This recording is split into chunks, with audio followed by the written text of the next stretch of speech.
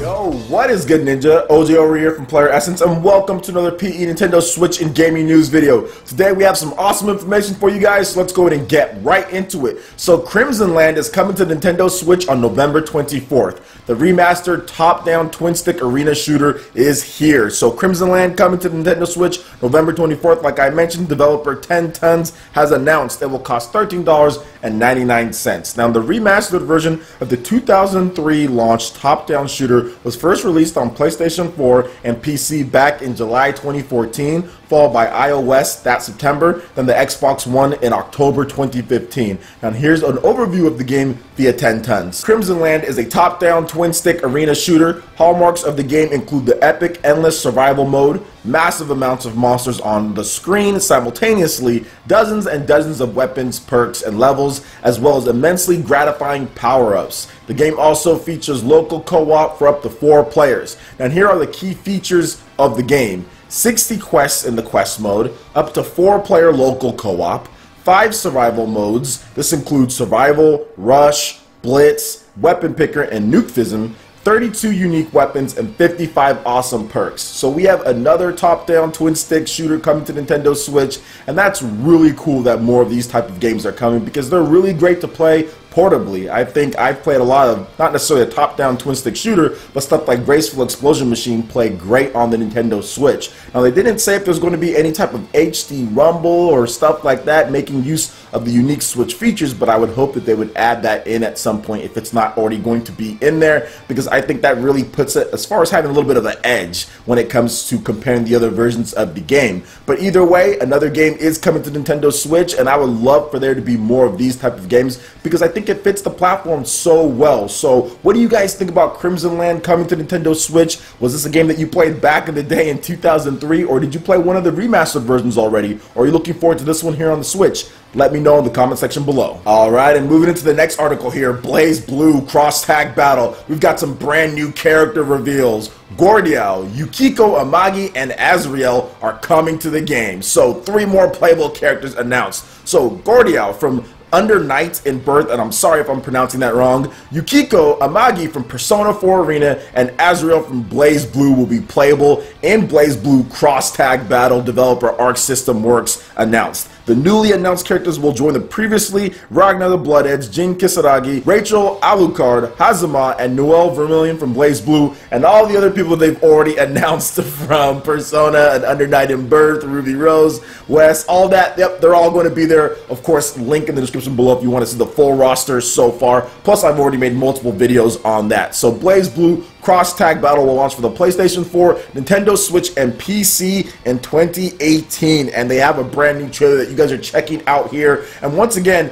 the Persona Central, they were right on as far as the next character reveal. Now, they didn't guess the other 2 characters that were coming in, but they did get Yukiko right when it comes to Persona. So yeah, awesome stuff there, and I'll definitely be making sure I keep tabs on them whenever the next character reveals are going to come. But either way, what do you guys think about these character reveals so far for BlazBlue cross-tag battle? I like how they're revealing the characters like in 3s now at this point, so it seems like it's going to have a fairly substantial roster because they continue to announce characters in 3s, in 3s, in 3s, and we've already got a number of character announcements here, so I'm guessing that the full roster is going to be probably in the 40s, maybe 30s to 40s so far, because they already have a good number of announcements, and we're not even into 2018 yet, and they've been announcing characters at a pretty steady clip, so I'm excited to see what the final roster is going to hold. Overall, I just want to see more fighters come to Nintendo Switch. I want to see more of the fighters that were PlayStation or even sometimes PlayStation and Xbox come over to the Nintendo system as far as Nintendo Switch, because we didn't see that on the Wii U. Developers, Japanese developers just said, nope, we rather put the games out on Xbox or even Xbox 360,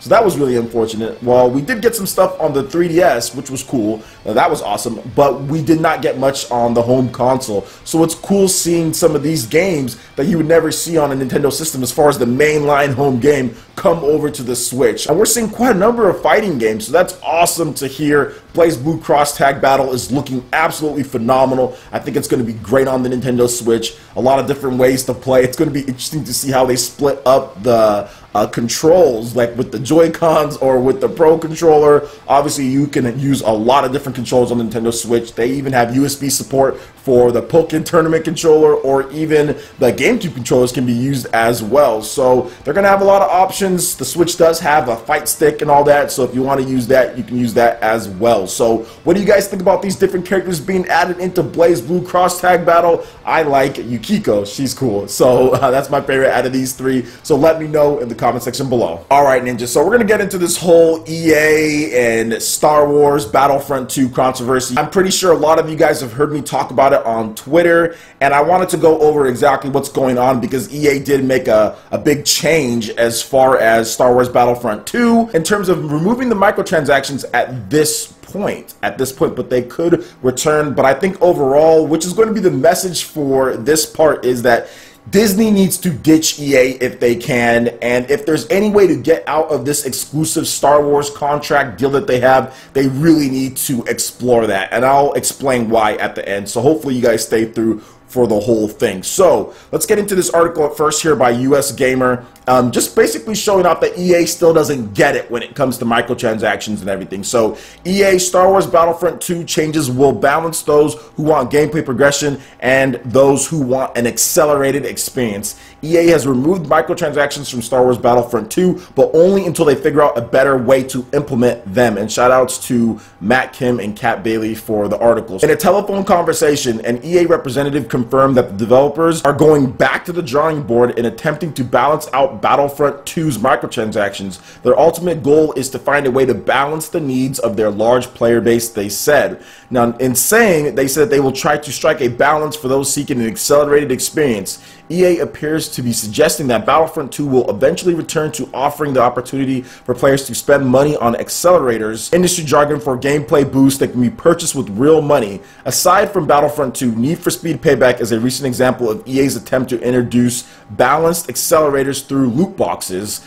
It's currently unclear what form those changes will ultimately take. EA's rep would only stress that the publisher is seeking balance in their approach to microtransactions. In a statement issued on Twitter earlier today, EA apologized for not getting Battlefront 2's loot box-driven progression right in response to player backlash that went so far as to demand several governments to investigate EA for promoting gambling. EA has turned off all in-game purchases in Star Wars Battlefront 2, but the key words EA used in its apology was that the company will now spend more time listening, adjusting, balancing, and tuning the microtransactions in the game. Now, if you want more information as far as the microtransactions and what they've done and everything, the star cards and credit and all of that, check out the link in the description below. And shout outs to US Gamer for putting this together. But I do want to say this. Yes, in my opinion, these loot boxes can be investigated for gambling. That's something that I talked about before. I think that it kind of is. If you're sitting there, you're spending money to progress in like real time as far as competitive gameplay. So you're destroying the competitive gameplay balance by introducing these loot boxes.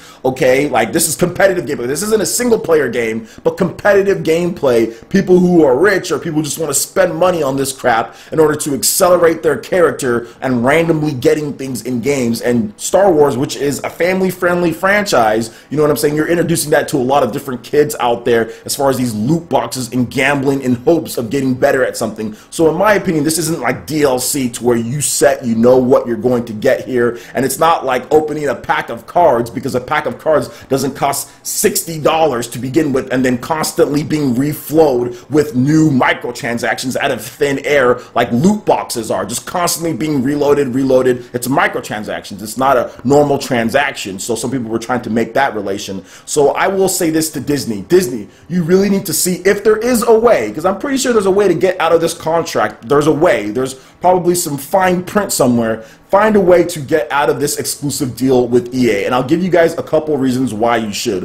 One, I'm pretty sure Disney didn't know that these loot boxes and all this would get prompts to be investigated, okay, by the government for this. I don't think Disney wants that staining their brand, and that's what this ultimately does to Disney and to the Star Wars. This is a stain on the Star Wars brand, the Star Wars franchise. This is marketed to kids, to families, to people of all ages. EA is a company that has shown over the years that they do not care about all ages. They do not care about the gamers. They've done this before and they will do it again. And they're only looking to see a better way to balance it. It's not like they're looking to just say, hey, we're getting rid of this. We know you guys don't want this in our $60 products. They're just looking for a way to better exploit it to where we won't make enough of a ruckus. Guys, I'm telling you right now, and to Disney, do not employ these people and get out of this contract if you can with Star Wars. Another issue that I see here is that EA is stubbornly snubbing Nintendo fans when it comes to Star Wars, when it comes to the Switch.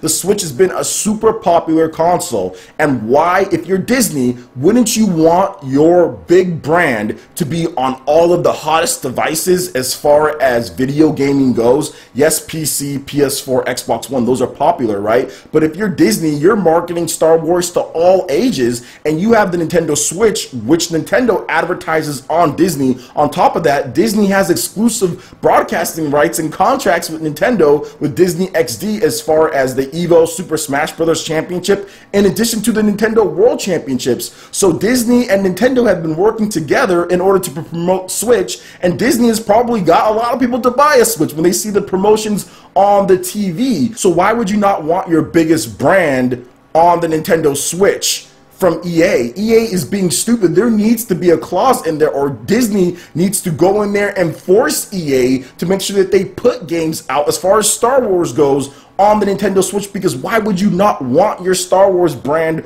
on the Nintendo Switch? I think that should be something that they should definitely go in there, and if EA doesn't want to do that, then there needs to be a way to get out of this contract, breach of contract. They need to force the issue, because at this point, what is the Star Wars contract doing for you? What is the brand doing for you when it's being stained this bad and it's being invested in this heavily? Disney needs to ditch EA when it comes to the Star Wars franchise and brand. You're losing out on millions. Like I said, Star Wars has always done well on Nintendo platforms beforehand. I know Star Wars The Force Unleashed, that did really well on the Wii, and the Wii was a big selling system. Why would you not want to at least try to replicate some of that success on the Switch? EA isn't planning on doing anything for the Switch, and even then, it'll be gimped, or there'll be issues like they had with FIFA and like they had with Madden and games on the Wii U as well. Heck, 3DS games, lots of stuff that's been gimped from EA. So if I was Disney, I would want a more quality publisher that's going to give all the different systems that all sell well, PC, PS4, Xbox One,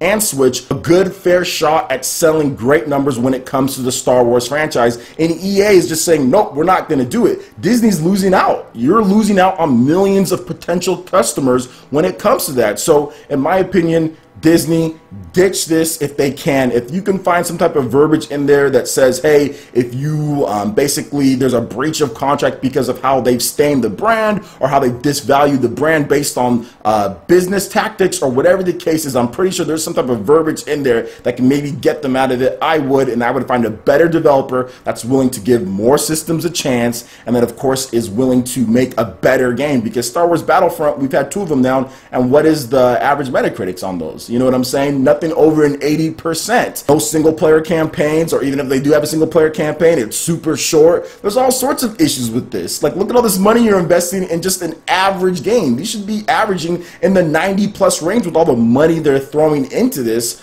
So in my opinion, they need to try to find a way out, find a better developer. I doubt that they're going to, but I'm just saying that just because this is what I feel. I've already said multiple times that I'm not going to be supporting EA in any way, shape, or form. I'm going to be deleting my EA videos on my channel when it comes to gameplay videos, Mass Effect, and FIFA. So that's just my opinion on the matter. Let me know what you guys think in the comment section below. All right, Ninja, that wraps it up for this video here. Go ahead and check out the links in the description below. We've got Facebook, we've got Twitter. Go ahead and give us a like and a follow on our social media. It really helps spread the content of Player Essence around. Also, check out our Patreon and YouTube live gaming page and consider supporting Player Essence. It gets you access to exclusive emotes and all sorts of cool stuff. Hit that like button if you did like this video. Lets me know you guys want more content like this going forward in the future. And subscribe to Player Essence for the latest RPG, Japanese, and Nintendo gaming news. Thank you so much for watching. I will catch you, Ninja, for the next video. Peace.